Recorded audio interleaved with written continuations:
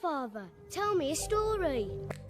Oh, all right. Go and get your storybook. No, not one of those. A real story. A real story.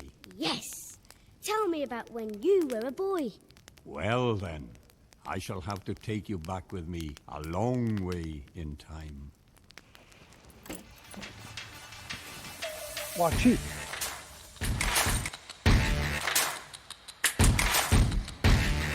From the painted faces of the Scottish and Irish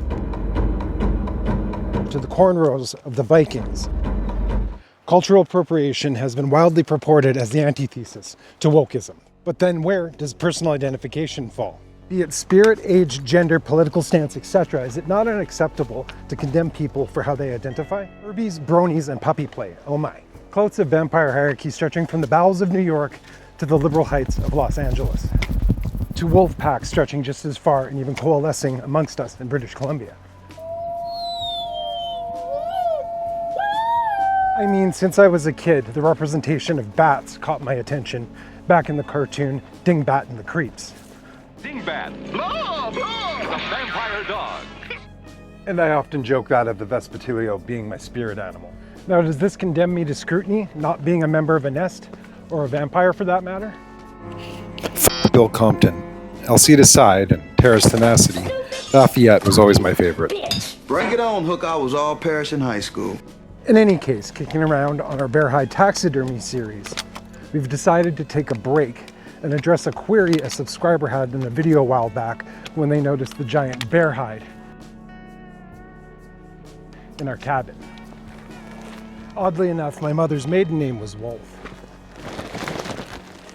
And oddlier enough, years ago, working for the Talking Stick Festival in Vancouver, BC, I had curated a some odd year anniversary retrospective for them, which fell in tandem with the 2010 Olympics. Once the festival was underway and my services weren't required at the exhibit while the performances were happening, I spent some time bartending.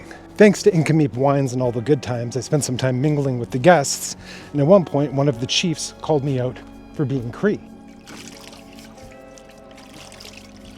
Like 3% or something. Whatever that means. He noted that I had been with the festival for a number of years and decided to give me the name Mohegan, which is Cree for wolf. At that moment, the festival founder, Margot Kane, happened to walk by and proclaimed, more like Tonto, which is Potawatomi for wild one, but also Spanish for dummy. A series of intoxicated and somewhat feral experiences that don't mean much more than happenstance. You think they've realized that we're just walking around in circles? Come on.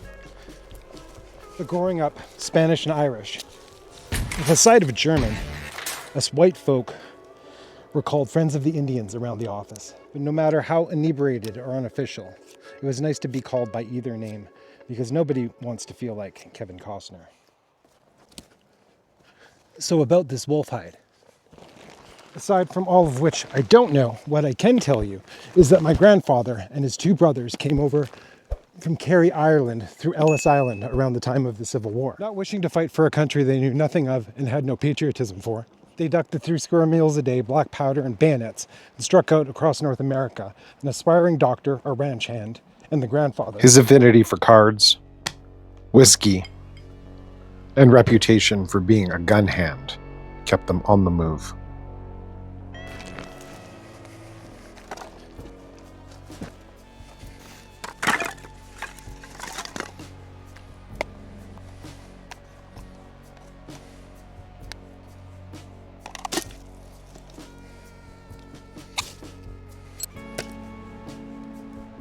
Until somewhere in the rural Appalachians of Virginia, he met a sheriff's daughter.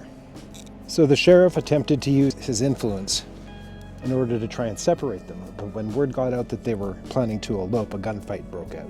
Shooting the sheriff in the throat, Ben caught one in the head, but survived given at that point his brother had learned enough about medicine and mending, having practiced as a veterinarian's assistant along the way.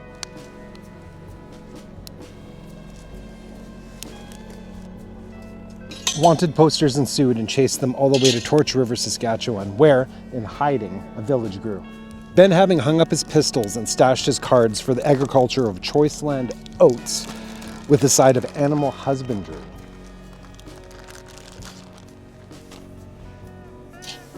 Years later, one autumn stood out particularly with the trouble of wolves.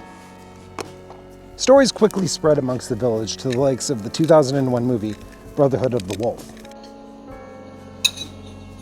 My God, with a jaw this size, the beast lost about 500 Rumors pounds. circled of sightings of a huge grey wolf, so large, Some speculated it to be that of a lycanthrope.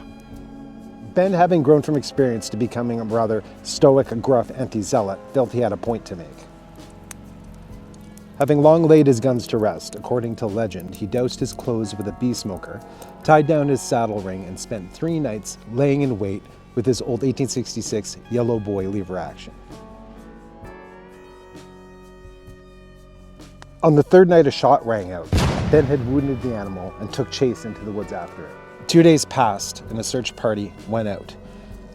There was no sign of Ben nor the animal to be found.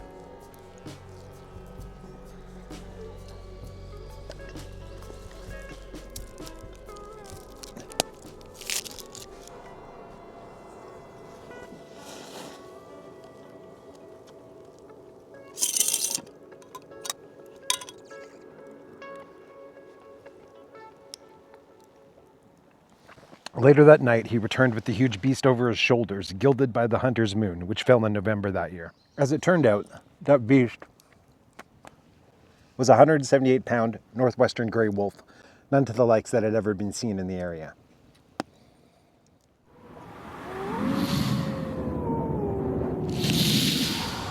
Another day, another hat. From the terracotta warriors of Lintong to the Georgia Guidestones, to Sasquatch sightings in British Columbia, we'll never know the full truth of these stories. Though one needs to regard whatever embellishments might lie therein, as the tone and cadence of these old legends hallmark the dedication, heroism, warnings, trials and tribulations of yesteryear. Holding on to whatever evidence we have of them, heeding the tales and trials of history in order to better navigate our future into our present.